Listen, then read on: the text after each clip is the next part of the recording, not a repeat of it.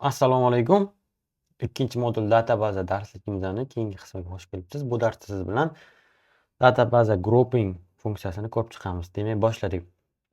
Grouping bu nima? Biror bir databazadagi ma'lumotlarni guruhlash. Qanaqadir o'zida mana bu propertylardan kelib chiqqan holda uni guruhlarga ajratish hisoblanadi. Masalan, biza mana bu table view'imizda hozir grouping funksiyasidan foydalanib ko'ramiz va keyin boshqa view'larda ham guruhlash funksiyasidan foydalanib ko'ramiz. Demak, mana table'imizning oddiy holatini ko'rishingiz mumkin.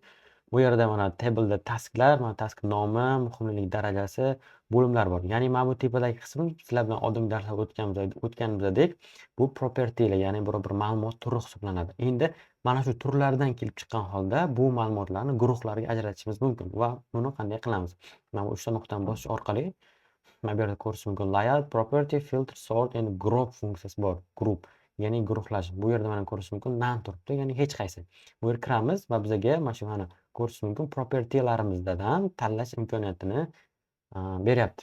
Endi biza bu yerda nima tanlashimiz mumkin. Table view'imizni keling, yaxshisi buni duplicate qilib olamiz. Hop, duplicate qilib olamiz. Barcha ishlarni endi barcha bo'limlardagi ishlar deb qo'yamiz. Mana bunisini ham o'zgartirishimiz kerak bo'ladi endi. Bizga tushunarliroq bo'lishligi uchun mana bunaqa qilib qo'yamiz. Endi qarang. Bu yerda barcha tasklar xuddi biz oldin foydalangan turibdi. Mana bu yerda barcha bo'limlardagi ishlar. Mana barcha bo'limlardagi ishlarga o'tamiz va bu yerda grouping funksiyasidan foydalanamiz. Mana guruhga kiramiz va bo'limlar deb qo'yamiz. Mana ko'rishingiz mumkin. Bizning table'imiz mana bu biza belgilagan bo'limlar properties orqali guruhlarga ajraldi. Mana bu marketing, media, moliya, sotuv ajralib, ularni mana bunaqa tarzda yopib qo'yishingiz mumkin. Deyarli hamma funksiyalarni birma-bir ko'rsatib ketaveraman. Dars jarayonida e'tiborli bo'lish kerak. Aniq mana bu funksiyasi bor, bu funksiyasi bor deb aytmasam, lekin men jarayonda bajaraman, o'zi ko'rib, o'rganib borishingiz mumkin. Endi mana ko'rishingiz mumkin, guruhlarga ajratib, mana 4 ta guruhga ajratildi va ularni ochib, yopib, ya'ni toggle list kabi foydalanishingiz mumkin. Endi mana bizda bitta hidden guruh bor. Bu umuman bo'limsiz. Ya'ni mana bu barcha ishlarda biza hech qanday bo'limlarsiz ham qanaqadir task kiritsak, mana shu hidden bo'limga kirish mumkin. Buni masalan sizga tushunarli bo'lishi uchun hozir ko'rsataman. Mana bu yerda biz buni hozir tepaga surib qo'yamiz. Nuqtachadan so'rab mana. Hop, task kiritamiz. Masalan, test task deb qo'yamiz. Mana bu yerda raqam kiritamiz. Muhimlik darajasi yuqori. Mana bo'limlarga hech narsa kiritmaymiz. Hop, datasiga birorta kunni kiritib yuboramiz. Taskini bizning xodimimiz Jafarga belgilaymiz. Endi mana ko'rishingiz mumkin. Oxiriga ketishni bosib yubordim. Kutamiz. Xo'p, demak taskimiz kiritildi. Barcha bo'limdagi ishlarga o'tamiz. Endi mana ko'rishingiz mumkin, no bo'lim deb. Ya'ni tanlanmagan, bo'limi tanlanmagan tasklarni ham sizga alohida ko'rsatib beradi. Bizga bu hozir kerak emas. Endi o'chirib yuboramiz. Endi qarang. Guruhlashga sizga hamma bo'limlarni yoki hamma funksiyalarni chiqarish kerak bo'lmasligi mumkin. Ya'ni bu bilan nima demoqchiman? Mana shu nuqtaga kiramiz, guruhga o'tamiz. Mana bizdan so'rayapti. Guruh qilamiz, ya'ni guruhga ajratamiz. Bo'limlar propertysi bilan tushunarli, bo'limlar propertysi bilan guruhga ajratamiz va bizga o'sha bo'limlar type'dagi guruhimizda propertyimizda qaysi source'larni, qaysi ma'lumotlarni ko'rsataylik. Mana bizda hammasi ochiq turibdi. Marketing, media, moliya, sotuv. Lekin mana bu yerda mana yopib qo'yish mumkin. Marketing yopib qo'yish mumkin. Marketingdagilar mana ko'rinmaydi. Xo'p, ko'rinmaydi. Mana bu yerda mana hidden groups bor. Hidden groups ochsangiz, ichida mana marketing va non bo'limlar, ya'ni bo'lim tanlanmagan qismi bu yerda ko'rinadi va yana bularni bunaqa tarzda hide qilib yoshirib qo'yishingiz mumkin. Endi bu o'zida ehtiyojidan kelib chiqib, grupplash funksiyasini ham ko'rasiz, o'ziga moslashtirishingiz mumkin. Biza marketingni ochib qo'yamiz. Hidden bo'lim bu yopiq turishi kerak. Endi bizda qarang, sort bor, manual ruchnoy tarzda yoki alifbo tarzda yoki alifbo o'zgartirilgan holatda sortirovka qilish funksiyasi bor. Sortirovka bo'yicha buni alohida darsimizda bu bilan birma-bir tarqab chiqamiz. Hozir bunga e'tibor qaratishimiz kerak emas. Endi biz yana nima qilishimiz mumkin? Mana bu yerda guruhlarni, ya'ni ma'lumotlarni joylashtirishni ruchnoy holatda ketma-ketligini o'zimiz ruchnoy holatda ham 6 ta nuqtadan ushlagan holatda o'zgartirib, o'zimizga moslashtirishimiz mumkin. Endi hop, bizga marketing tepada turaversin. Xo'p, endi keyingi qismga o'tamiz. Qarang, biz tableda grouping funksiyasini ko'rib chiqdik. Grouping funksiyasi qaysi layoutlarda ishlanishligini hozir birma-bir sizlar bilan ko'rib chiqamiz. Mana tableda biz ishlatdik.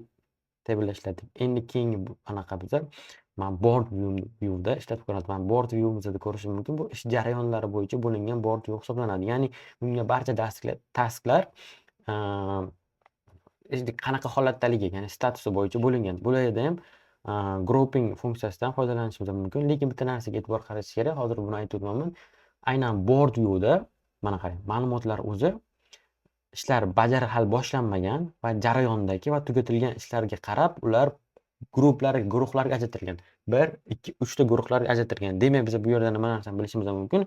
Mana o'zi tayyor holatda bu view'imizda group funksiyasi tayyorlangan. Board shaklidagi layoutimiz faqatgina guruhlash orqali ishlaydi va unda o'zi tayyor holatda belgilab qo'yilgan. Endi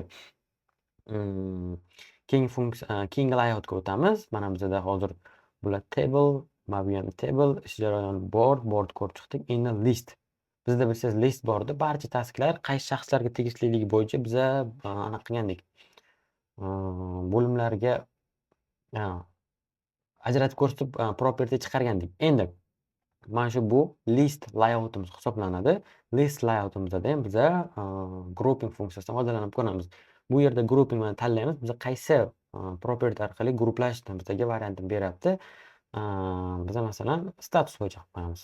Bu yerda mana ko'rishingiz mumkin. Endi qarang, project managementda kiramiz.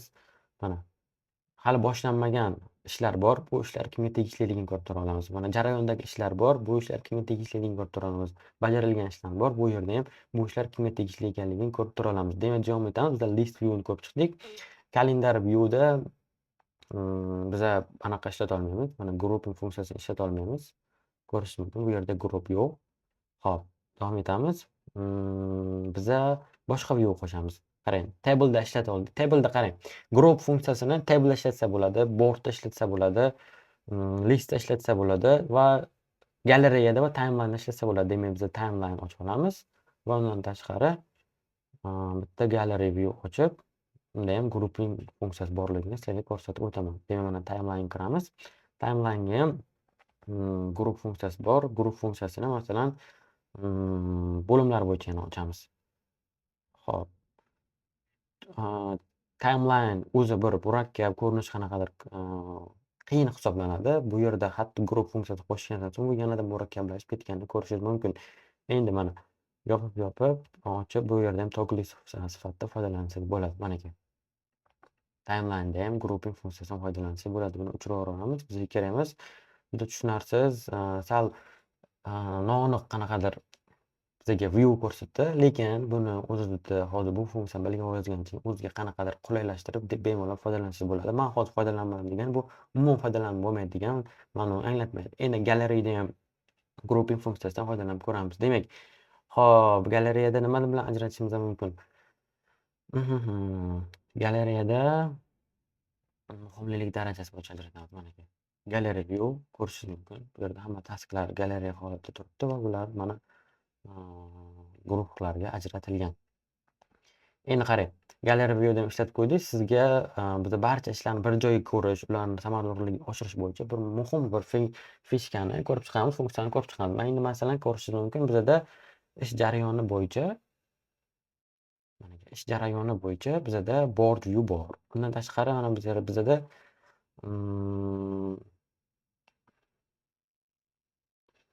mana bo'limlar bo'yicha ham bor.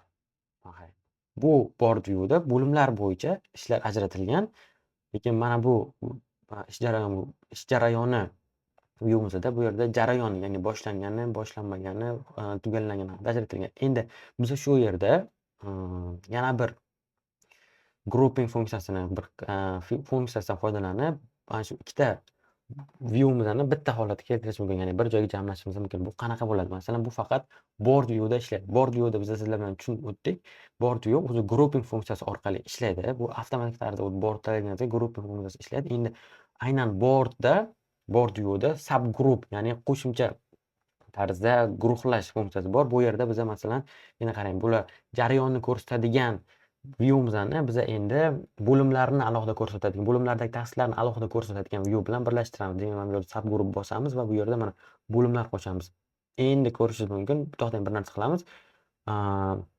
Qarang, ishlar boshlanmagan jarayondagi va tugallangan ishlarga ajratilgan edi va ularni hatto bo'limlar bo'yicha ham alohida ajratib chiqildi va biza bu yerda bir narsani o'zgartirishimiz kerak bo'ladi.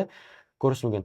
Taskni nomi, sanasi, kim tomonidan bajarilishi va mana bu yerda ham bo'limlar properties'i bizaga ma'lumotlar ko'rinib qoldi. Endi bu yerdan kirib properties'ga biza bo'limlarni o'chirib qo'yamiz. Chunki bizaga o'zi alohida tepadan mana guruhlash orqali, subgroup orqali bo'limlar alohida ko'rsatilgan. Demak,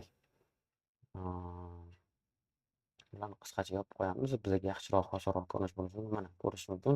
Ish jarayoni view'imizda, layout'imizda ishlar barcha jarayoni statusi bo'yicha bo'lingan va undan tashqari qaysi bo'limga tegishliligi bo'yicha alohida bo'lib chiqilgan. Asosiy guruhlash bo'yicha darsligimiz mana shulardan iborat edi. Ko'rdingiz, har bitta Notion funksiyasini to'g'ri bajarish orqali kengayib bo'lgan yoki juda katta yoki murakkab bo'lgan ish jarayoni ma'lumotlarni qisqarib, ularni yanada samarador foydalanish, vaqtingizni tejash va yanada chiroyliroq, o'ziga qulayroq holatda moslashtirishingiz mumkin. Demak, keyingi darslarda ko'rishguncha sog' bo'ling.